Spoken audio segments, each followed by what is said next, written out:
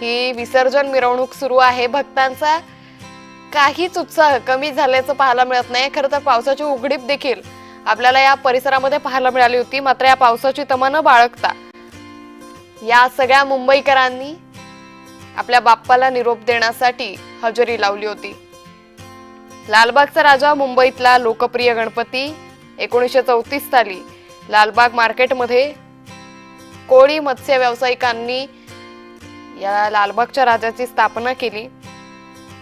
तर मत्स्य व्यवसायाशी संबंधित असलेल्या या समुदायाच्या एका नवसाच्या पूर्ततेनंतर गणपती हा नवसाला मावणारा बाप्पा म्हणून प्रसिद्ध झाला आणि त्यानंतर लालबागचा राजा लाखो भाविकांचं श्रद्धेचं स्थान बनला।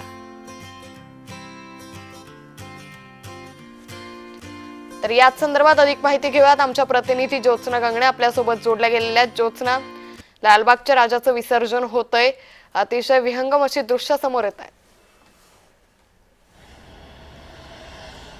अंकिता, अगदी बरोबर आहे। आपण बघतोय की गेल्या 24 तासांपेक्षा जास्तचा वेळ जो आहे तो लोटून गेलेला आहे आणि लालबाग राजाच्या मिरवणुकीपासून ते अगदी लालबाग राजाला निरोप देण्यासाठी मोठ्या जनसागर, गणेश भक्तांचा जनसागर जो आहे तो गिरगाव चौपाटीला आपल्याला पाहायला मिळाला। मात्र थोडीशी अडचण जी आहे ती लालबाग राजाच्या विसर्जनाच्या वेळेस पाहायला मिळाली, कारण अत्याधुनिक अशी बोट जी आहे ती तराफा जो आहे तो मागवलेला होता आणि तो तराफा जो आहे तो गुजरातवरून मागवलेला होता आणि त्याला अत्याधुनिक मोटर स्वयंचलित होतं आणि त्याचमुळे विसर्जन ते आहे ते गेल्या वर्षीच्या तुलनेने यावर्षी थोड्या वेगळ्या पद्धतीनं जे आहे ते पाहायला मिळेल असं सांगण्यात येत होतं। मात्र लालबाग राजाच्या मूर्तीची उंची आणि त्याची लांबी जी आहे ती पाहता थोडीशी अडचण जी आहे त्याचा सामना लालबाग मंडळाचे गणेश जे भक्त आहेत आणि जे पदाधिकारी आहेत त्यांना करावा लागला आणि त्यामुळे थोडासा उशीर जो आहे, साधारण 2 ते 2.5 तासांचा उशीर जो आहे तो लालबाग राजाच्या विसर्जनासाठी झाला।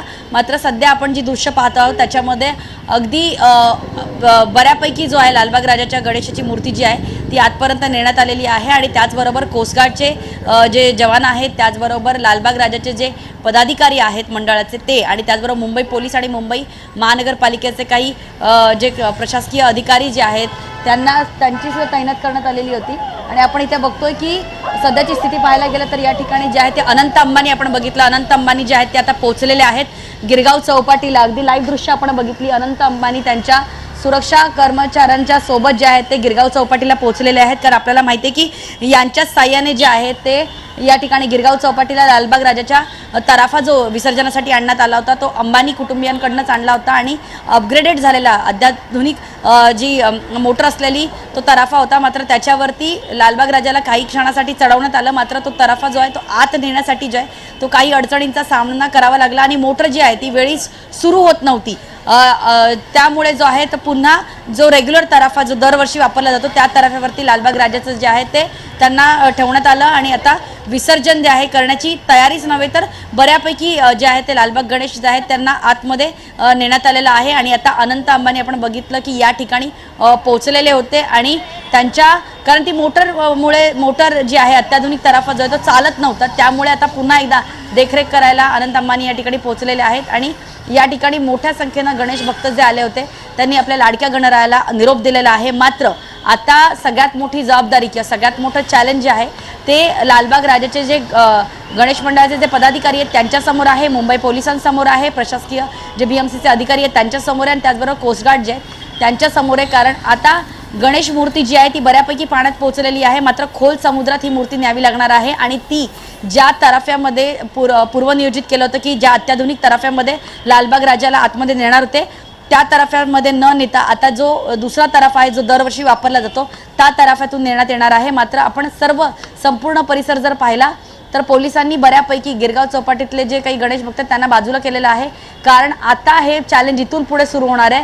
कारण भरतीची वेळ जी आहे ती आता जवळ आलेली आहे। सध्या जरी मुंबईमध्ये पाऊस नसला तरी पावसाळ्याचे दिवस आहे, आज दिवसभर पाऊस सांगण्यात आलेला आहे, त्यामुळे जर पाऊस सुरू झाला आणि भरतीची वेळ हा जर एकत्र झाली तर मात्र गणेश मूर्तीला जे आहे लालबाग राजाच्या गणेश मूर्तीला विसर्जन करायला जो आहे थोडीशी अडचण येऊ शकते। त्याचबरोबर आपण लालबाग राजाच्या अगदी मागे बघितलं तर चिंचपोकळीचा चिंतामणी सुद्धा तिथे आहे, त्यामुळे या 2 गणेश मूर्तींना खोल समुद्रात घेऊन जायचं आहे आणि तिथे विसर्जन करायचं आहे आणि कुठलाही आपल्या भावनेला ठेस न पोहोचवता अगदी पारंपरिक पद्धतीने जे आहे ते लालबाग राजाचा आणि चिंतामणीचा जो चिंचपोकळीचा चिंतामणी जो आहे या दोन्ही मूर्त्यांचं विसर्जन करायचं आहे। त्यामुळे आता खोल समुद्रामध्ये नेण्याची तयारी जी आहे ती या ठिकाणी करताना पाहायला आपल्याला मिळते। त्याचबरोबर कोस्टगार्डचे जे लाईफगार्ड आहेत जी सुरक्षा म्हणजे अचानक जर काही इमर्जन्सी आलीच तर मात्र हेच लाईफगार्ड जे आहे ते सुरक्षा पुरवतात। त्या लाईफगार्ड जे आहेत त्यांना सुरक्षा देण्यासाठी म्हणजे लाईफगार्ड जे आहेत ते गणेश मंडळ आणि सार्वजनिक गणेश मंडळ जे आहेत त्यांच्या कार्यकर्त्यांना सुरक्षा देत असतात। मात्र त्यांची सुद्धा संख्या जी आहे ती आता वाढवण्यात आलेली आहे। लाईफ बोटची संख्या जी आहे ती वाढवण्यात आलेली आहे।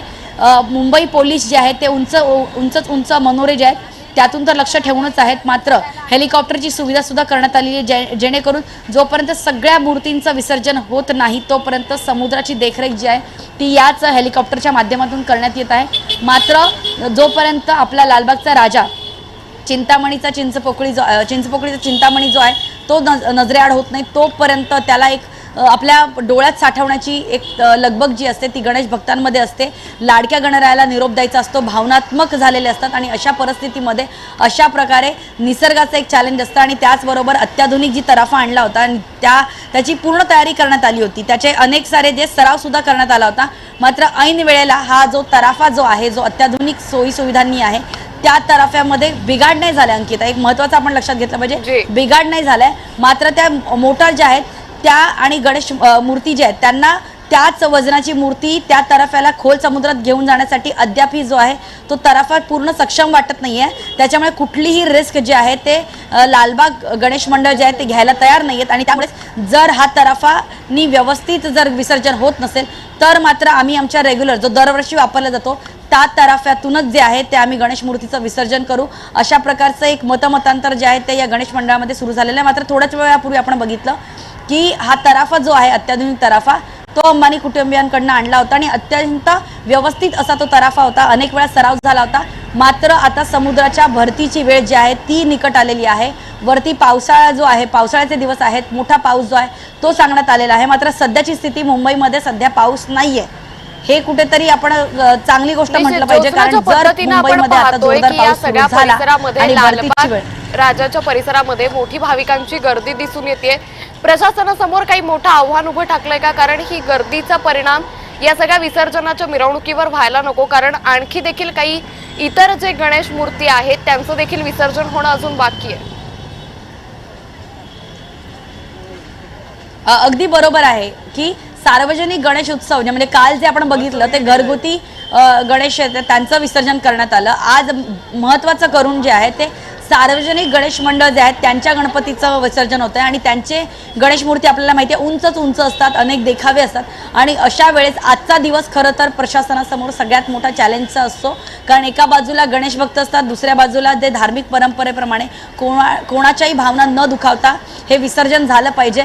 मात्र जी अत्याधुनिक तराफा आणली होती ती ऐन मोक्याला जी आहे ती व्यवस्थित जी आहे ती चालत नाहीये, त्यामुळे कुठेतरी आता चॅलेंज जे आहे ते लालबाग राजाच्या गणेश मंडळासमोर आहे। एकामागे एक म्हणजे प्रत्येकाने टायमिंग ठरवून दिलेलं असतं, असं नाही की यांची गणेश मूर्ती लवकर पोहोचली त्यांची उशिरा पोहोचली असं नाही।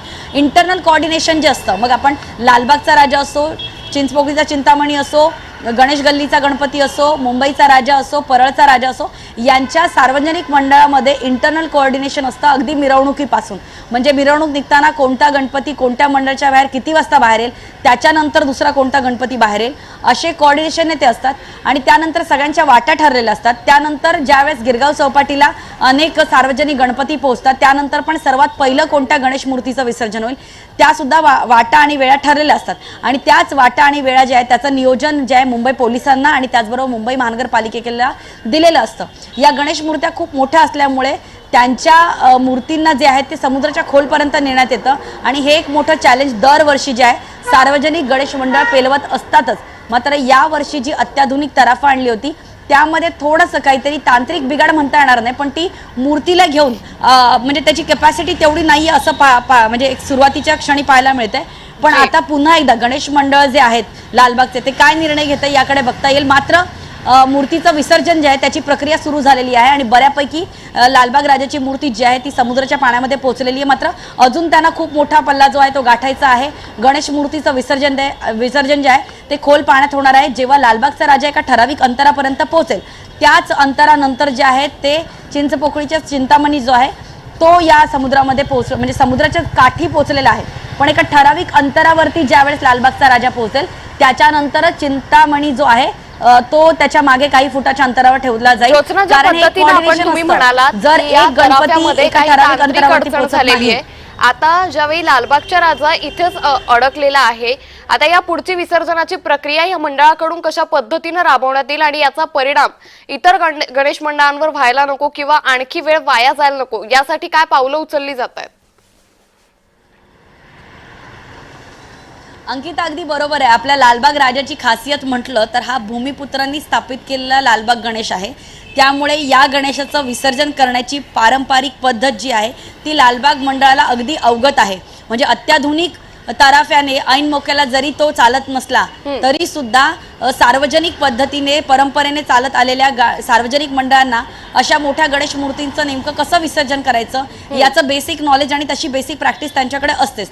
त्याच्यामुळे त्यांच्याकडे प्लॅन ए हा अत्याधुनिक तराफा जरी असला तरी प्लॅन बी हा त्यांचा दरवर्षी वापरला जाणारा तराफा सुद्धा तैनात होता। त्यामुळे सार्वजनिक जे काही मंडळ आलेली आहेत त्यांच्याकडे अशा प्रकारचे गणेश भक्त किंवा अशा प्रकारचे कार्यकर्ते असतात की ज्यांना एक प्रकारची प्रॅक्टिस असते की ऐन मोक्याला जर आपण याचा वापर नाही झाला तर आपण दुसरे कोणते ऑप्शन घेऊ शकतो। त्याच पद्धतीने इतर तराफे सुद्धा जे आहेत त्या ठिकाणी तैनात करण्यात आलेले होते। मात्र आजच्या मिरवणुकीची खास बात म्हटलं तर मोठ्या संख्येने म्हणजे जसं की मी सांगितलं आणि आपण चित्रांमध्ये आपण व्हिडिओमध्ये बघितलं सुद्धा की गणेश भक्तांमध्ये दिवसेंदिवस म्हणजे दिवसागणिक वर्षागणिक जी आहे ती वाढ होत चाललेली आहे। 90 वर्षापेक्षा जास्त जे आहे ते लालबाग राजाच्या गणपतीला झालेले आहेत।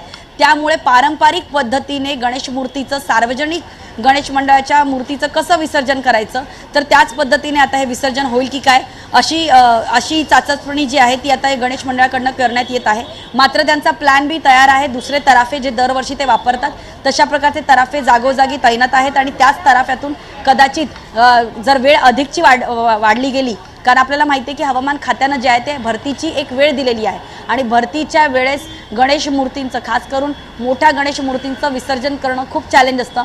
त्यामुळे इथे वेळेचं बंधन जे आहे ते लालबाग राजाच्या गणपती मंडळाला आणि त्याचबरोबर चिंतामणी ज्या मंडळाला जे आहे ते पाळावी लागणार आहे। भरतीची वेळेच्या आधी लालबागचा राजा आणि चिंचपोकळीचा चिंतामणी जो आहे तो समुद्रामध्ये खोलपर्यंत नेण्यात यायला पाहिजे अशा प्रकारची सूचना म्हणता येईल किंवा अशा प्रकारची विनंती जी आहे ते मुंबई महानगरपालिकेकडनं करण्यात येते। कारण जर भरतीच्या आधीच जर गणेश मूर्ती जी आहे ती समुद्राच्या खोल भागापर्यंत पोहोचली तर मात्र एक सोयीचं जाईल गणेश भक्तांना सुद्धा आणि त्याचबरोबर कुठलीही अनुचित घटना घडणार नाही अशा प्रकारची सर्व प्रकारची काळजी घेण्यात येते।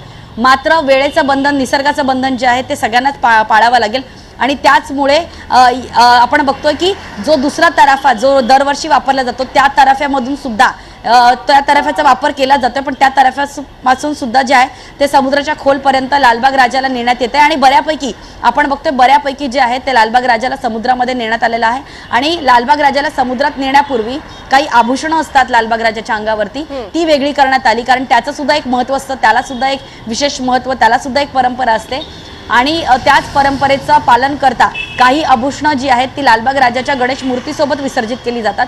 काही आभूषणं जी आहेत ती मंडळाकडनं वेगळी केली जातात, ती वर्षभर जतन केली जातात आणि अशाच प्रकारचं विसर्जन जे आहे ते पारंपरिक पद्धतीनं आणि मोठ्या भक्तिभावानं गणेश मंडळ करताना पाहायला मिळतात। एका बाजूला निसर्गाचं चॅलेंज आहे की भरतीची वेळ जवळ आलेली आहे, पाऊस कधीही येऊ शकतो, तर दुसरीकडे आपण बघतोय की भावना ज्या आहेत दाटून आलेल्या आहेत। गेली 10 ते 12 दिवस आपण गणेश भक्ताचं ज्या पद्धतीने त्यांच्या उत्साहामध्ये सामील झाले होते, सहभागी झाले होते, मनोकामनाने पूजा केली जाते होती।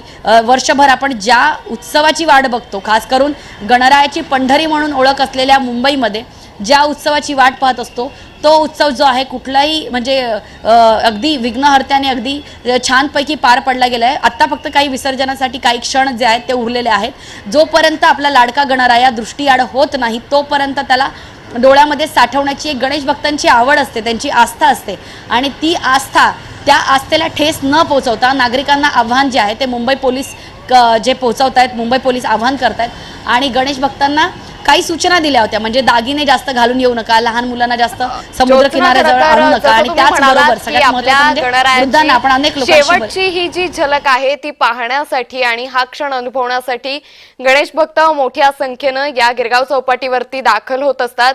या सगळ्या संदर्भातले अपडेट आम्ही घेणारच आहोत। मात्र ही दृश्य आपण सध्या पाहतोय, लालबागचा राजा अगदी काही क्षणात आपल्या पारंपरिक पद्धतीनं जो तराफा वापरला जातो त्या तराफ्यानं आता पुढे मार्गस्थ होईल। त्यापूर्वी काही इतर जे गणेश मंडळाचे गणपती आहेत ते आता समुद्राच्या मध्यभागी जाताना पाहायला मिळतात, त्यांचं विसर्जन हे पार पडेल।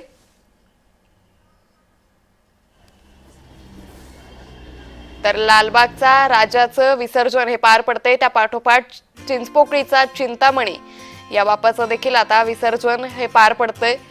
तर काल सकाळी 10 वाजेपासून आत्ताचे 10 वाजून गेलेले आहेत, 10:30 होत आलेत आणि 24 तास ही विसर्जनाच्या मिरवणुकीचा थरार मुंबईकरांना अनुभवता आलाय। हा थरार अनुभवण्यासाठी फक्त मुंबईकर नाही तर राज्यभरातले लोक या गणेश मिरवणुकीमध्ये, विसर्जन मिरवणुकीमध्ये सहभागी होत असतात। गणेशोत्सव म्हणजे मुंबई, आणि मुंबईमध्ये ज्यावेळी विसर्जन मिरवणूक येते त्यावेळी जय्यत अशी तयारी करण्यात येते। तर लालबागच्या राजाची ही खास वैशिष्ट्य आहे की विसर्जन मिरवणुकीमध्ये जेव्हा लालबागचा राजा येतो त्यावेळी ही शान कोणाची, लालबागच्या राजाची या जयघोषानं हा सगळ्या मिरवणुकीचा मार्ग दुमदुमून जाताना आपल्याला पाहायला मिळतो। बच्चे कंपनीपासून वृद्धांपर्यंत सगळ्यांनाच या बाप्पाला पाहायचं असतं, आणि ज्यावेळी विसर्जन मिरवणुकीमध्ये हा बाप्पा येतो त्यावेळी कुठल्याही गोष्टीची तमा न बाळगता हे सगळे भक्तगण ही मिरवणूक